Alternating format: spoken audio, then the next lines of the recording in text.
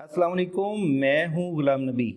इस वीडियो में हम बात करेंगे उस इंटरव्यू के बारे में जो आप लोगों का एक कॉलेज के अंदर सीटीआई जॉब के लिए कंडक्ट होगा। जैसे कि आपको पता है कि इसके टोटल 5 मार्क्स हैं और ये 5 मार्क्स आपकी मेरिट बनाने के लिहाज से बहुत ज़्यादा अहमियत के हामिल हैं। अब इनकी अहमियत क्यों ज़्यादा है? क्योंकि आप लोगों को पता है कि इन जॉब्स के लिए 2 लाख से ज़्यादा लोगों ने अप्लाई किया हुआ है और इसका मेरिट बहुत ज़्यादा हाई बनेगा क्योंकि एक एक सीट के ऊपर बहुत ज़्यादा लोगों ने अप्लाई किया हुआ है। अब हर एक के अपनी ग्रेजुएशन में या अपनी क्वालिफिकेशन में अच्छे मार्क्स होने की वजह से ये जो 5 मार्क्स हैं बहुत ज़्यादा अहमियत रखते हैं। एक एक नंबर इसका आपकी सिलेक्शन में बहुत ज़्यादा अहमियत का हामिल हो सकता है। तो इस वीडियो में हम प्योरली बात करेंगे कि इंटरव्यू के लिए किन चीज़ों को आपको प्रिपेयर कर लेना चाहिए, कौन सी चीज़ों के ऊपर फोकस करें, कौन सी चीज़ों के ऊपर टाइम वेस्ट ना करें। मैं आप लोगों के साथ अपना जो है वो एक्सपीरियंस शेयर करूंगा। मैं खुद जो है पिछले 7-8 साल से एजुकेशन जो है टीचिंग शोबे से मुंसलिक हूँ और हम लोग हर साल कॉलेज के अंदर हायरिंग करते हैं और बहुत ज़्यादा लोगों के डेमो और उनके इंटरव्यू एक तरह से इस प्रोसेस को हम कम्प्लीटली जो है वो ऑब्जर्व करते हैं। तो मैं आप लोगों के साथ अपना एक्सपीरियंस शेयर करूंगा कि एक टीचर को जब हायर किया जाता है तो उसमें किन किन चीज़ों को जो है वो देखा जाता है। तो वो तमाम चीज़ें मैं आप लोगों को बताने जा रहा हूँ। आप लोगों ने तसल्ली से ये वीडियो देख लेनी है, सुन लेना है और उन्हीं चीज़ों को आप लोगों ने कंसीडर करना है अपने इंटरव्यू के लिए पूरे मार्क्स लेने के लिए।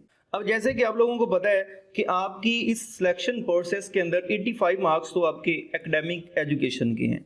इसके अलावा अदर वीडियोस के नीचे 1-2 क्वेश्चंस थे, उनका रिप्लाई सुन लें ज़रा। कुछ लोगों ने कहा क्या जी हमारा बीएड होना ज़रूरी है इस टीचिंग के लिए? तो नहीं, बीएड की ज़रूरत नहीं है। आपने सिर्फ 16 ईयर एजुकेशन की हो तो आप इसके लिए एलिजिबल हैं और आपको ये जॉब मिल जाएगी अगर आप मेरिट क्राइटेरिया को फुलफिल करते हैं तो। अब 1-2 का क्वेश्चन ये था कि क्या ये कॉन्ट्रैक्ट बेस है तो बाद में ये परमानेंट हो सकती है? तो ये जॉब परमानेंट नहीं होती। ये हर साल सीटीआईज जो हैं वो कॉलेज के अंदर टीचिंग वैकेंसीज को फुलफिल करने के लिए ये हायर किए जाते हैं और ये 5 से 6 मंथ की जॉब होती है और एंड पर आप लोगों को एक चेक दे दिया जाता है पूरी पेमेंट का जो आप अपने अकाउंट के अंदर ट्रांसफ़र करवा सकते हैं। और जो सीटीआई की पॉलिसी पब्लिश की गई थी शुरू में, उसमें बताया हुआ है कि आपके जो इंटरव्यूज़ हैं ना वो 18 से शुरू होंगे, 22 तक होंगे, अक्टूबर तक, मतलब 5 दिन जो है वो इंटरव्यू होंगे। डिफरेंट कॉलेजेस में डिफरेंट डेज पर डिफरेंट सब्जेक्ट्स के जो इंटरव्यू जो है वो कंडक्ट किए जाएंगे। अब इंटरव्यू के लिए जाते हुए आप लोगों ने ये बात लाजमी कंसिडर करनी है, वो क्या कि अपने जितने भी एजुकेशनल डॉक्यूमेंट्स हैं उन तमाम की फ़ोटो कॉपीज़ आपने लेके जानी है और वो भी अटेस्टेड होनी चाहिए। ठीक है, तमाम एजुकेशनल, तमाम आप लोगों के जो ट्रेनिंग सर्टिफिकेट्स हैं, कोई एक्सपीरियंस सर्टिफिकेट है, कोई पोजीशन होल्डर वाला सर्टिफिकेट है, जितने भी किस्म के आपके डॉक्यूमेंट्स जो आपने ऑनलाइन पोर्टल के ऊपर लगाए थे वो सारे लाजमी अटेस्टेड होने चाहिए, अटेस्टेड करवा के लेके जाना है। अब बात करते हैं कि आपकी इंटरव्यू के अंदर मेन किन चीज़ों को देखा जाता है, किन चीज़ों के मुताबिक आप लोगों को 5 नंबर जो है वो मिल सकते हैं। नंबर 1 तो आप लोगों को कहा जाएगा कि आप अपने आप को इंट्रोड्यूस करवाएं, जिसमें आप अपना नाम, मतलब अपनी क्वालिफिकेशन, अपना बैकग्राउंड, इस तरह की चीज़ों को जो है वो एक्सप्लेन करेंगे। उसके बाद नंबर 2 पे जो आपसी चीज़ देखी जाती है आपके अंदर वो है टीचिंग कॉन्फिडेंस, कि अगर आपके सामने 50 या 60 या 70 स्टूडेंट बैठे हों एक क्लास के अंदर, तो क्या आपके अंदर इतना कॉन्फिडेंस है कि आप उनको कंट्रोल कर सकें, उनको मैनेज कर सकें, उनको पढ़ा सकें, जिसे हम क्लास कंट्रोल भी कह सकते हैं और वो कॉन्फिडेंस भी कह सकते हैं जिसके अकॉर्डिंग उसने एक क्लास को जो है वो मैनेज करना है या कंट्रोल करना है। देखिए यहाँ पर 2 चीज़ें डिफरेंट हैं, एक है क्लास कंट्रोल और एक है टीचिंग। टीचिंग तो आप लोगों को फर्ज कर लें आपके एक्सपीरियंस और आपके नॉलेज की बेस पे है, और क्लास कंट्रोल एक और चीज़ है कि क्लास को कंट्रोल कैसे करना है। तो वो एक तरह से आप में ऑब्जर्व किया जा सकता है, कॉन्फिडेंस उसे हम कह सकते हैं कि अगर आपके सामने क्लास बैठी हो तो आप उसे कंट्रोल कैसे कर सकते हैं, उसे कैसे बढ़ा सकते हैं, ये कॉन्फिडेंस आपका चेक किया जा सकता है।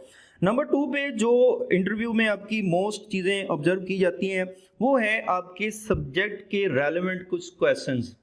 मतलब अगर आपने ऐसे कॉलेज के अंदर अप्लाई किया हुआ है जहां पर इंटर लेवल की क्लासेस होती हैं, फर्स्ट ईयर, सेकंड ईयर, तो वहां पर आप लोगों का जो सब्जेक्ट है उसके इंटर लेवल का जो सिलेबस है उसके बारे में आपको हाउ नाउ होनी चाहिए। मतलब उस सिलेबस के अंदर पार्ट 1 में एक बुक के कितने चैप्टर हैं, पार्ट 2 के कितने चैप्टर हैं, हर चैप्टर के आपको नाम आने चाहिए, कुछ मेजर चीज़ें आपको पता होनी चाहिए। मसलन फर्स्ट कर ले, मेरा कंप्यूटर का सब्जेक्ट है तो अब पार्ट 1 के कंप्यूटर की पार्ट 1 की बुक के अंदर टोटल 10 चैप्टर हैं। हर चैप्टर का मुझे नाम भी आना चाहिए, कुछ बेसिक्स डेफिनेशन का भी मुझे पता होना चाहिए कि पहले चैप्टर में मेन कौन सी चीज़ें हैं, दूसरे में, तीसरे में, चौथे में, इसी तरह पार्ट 2 की जो बुक है कंप्यूटर साइंस की, उसके क्या क्या पोर्शन है उसमें मैं, जैसे कि मुझे पता है कि उसमें 2 पार्ट्स हैं, सी लैंग्वेज और डेटाबेस। सी लैंग्वेज के कितने चैप्टर हैं, डेटाबेस के कितने चैप्टर हैं, उनकी वेटेज क्या है, और जिस सब्जेक्ट के अंदर आपने अप्लाई किया हुआ है बोर्ड के अंदर अगर उसका एग्जाम जो कंडक्ट होता है उसका पेपर पैटर्न क्या है, ठीक है, उसमें टोटल एमसीक्यूज कितने होते हैं, शॉर्ट क्वेश्चन कितने होते हैं, लॉन्ग क्वेश्चन कितने होते हैं, किस बुक मतलब किस चैप्टर में से किस तरह की सवाल आते हैं। तो ये इस तरह की चीज़ों का हाउ नाउ आपको होना चाहिए, ठीक है। अगर इस बात को हम समराइज करें तो वो ये कि आप जिस सब्जेक्ट में आपने अप्लाई किया हुआ है ना, उसके बारे में, उसके सिलेबस, उसका पेपर पैटर्न, उसके इंपॉर्टेंट एरियाज, उसकी बुक के चैप्टर्स के नाम्स और मोस्ट इंपॉर्टेंट जो टॉपिक्स, इस तरह की चीज़ों के बारे में आपको इल्म होना चाहिए। अगर आपको अपने सब्जेक्ट के ऊपर ग्रिप है, मतलब आपने कहीं पर पहले टीचिंग की हुई है, तो आपसे पूछा भी जाएगा कि क्या आपने पहले कोई एक्सपीरियंस आपका है या नहीं, ठीक है, आपने स्कूल लेवल पर टीचिंग की है, कॉलेज लेवल पर टीचिंग की है, कहाँ पर पढ़ाया है। तो उससे क्या होगा कि अगर आपका एक्सपीरियंस है, अगर आपकी ग्रिप है आपके सब्जेक्ट के ऊपर, तो फिर आप लोगों को बासानी ये 5 के 5 जो नंबर हैं वो लाजमी मिल जाएंगे। आपका कॉन्फिडेंस ठीक है, कॉन्फिडेंस तभी ठीक होगा जब आपने टीचिंग पहले की हुई है एक तरह से, ठीक है, आपके सब्जेक्ट के ऊपर ग्रिप है, पेपर पैटर्न का पता है, सिलेबस का पता है। तो यही चीज़ पता होनी चाहिए, यही चीज़ तो देखी जाती है कि क्या वो पर्सन जो क्लास में जाएगा, जिसको अभी हम हायर कर रहे हैं, वो इस काबिल भी है कि नहीं कि वो जाकर बच्चों को गाइड कर सके कि पेपर आता कैसे है, उसका परसेंटेज क्या है, कौन सा एरिया इंपॉर्टेंट है, सिलेबस की हाउ नाउ से है या नहीं, उसे कंट्रोल कर सकता है या नहीं, और बच्चों को सही तरह से लेकर चल सकता है या नहीं। तो यही चीज़ देखी जाती है। अगर ये सब कुछ है आपके अंदर तो बआसानी आप लोगों को ये 5 के 5 नंबर जो हैं वो मिल जाएंगे। अब जैसे कि आप लोगों को पता है कि आपके इंटरव्यू के अंदर प्रिंसिपल भी होगा, वाइस प्रिंसिपल भी, मोस्ट सीनियर फैकल्टी मेंबर्स भी होंगे और आपके सब्जेक्ट का बंदा भी वहां पर होगा। तो आपके सब्जेक्ट का जो पर्सन है उसने तो सब्जेक्टिव कुछ क्वेश्चन पूछने हैं आपके सब्जेक्ट के रिलेटेड। बाकी जो टीचर्स होंगे वो एक तरह से आपसे कोई जनरल नॉलेज का क्वेश्चन पूछ सकते हैं। उसके अलावा एक और मोस्ट इंपॉर्टेंट चीज़ वो क्या, वो आप लोगों की जो ड्रेसिंग है वो बहुत ज़्यादा अच्छी होनी चाहिए, ठीक है। अगर आप मेल हैं तो लाजमी जो है वो आप पैंट शर्ट पहने और टाई लगा के जाएं, आपकी कटिंग अच्छी होनी चाहिए और आप लोगों ने जो है अपने आप को अच्छे वे में प्रेजेंट करना है। आपकी जो लुक होती है ना, जैसे हम लोग कहते हैं जो first expression is the last expression. तो इसका मतलब ये हुआ कि आप इंटरव्यू वाले रूम के अंदर जब एंटर हो तो आपकी पर्सनैलिटी से पता चले कि वाकई ये एक टीचर की जो है वो लुक है, ठीक है। ऐसे नहीं है कि आप लोग बेहंगम से ड्रेसिंग पहन के चले जाएं, जॉगर शूज पहने हो। तो इस तरह की चीज़ों को आप लोगों ने कंसीडर करना है कि आपकी ड्रेसिंग जो है वो एक अच्छी होनी चाहिए उस वाले दिन जब आप लोगों का इंटरव्यू है।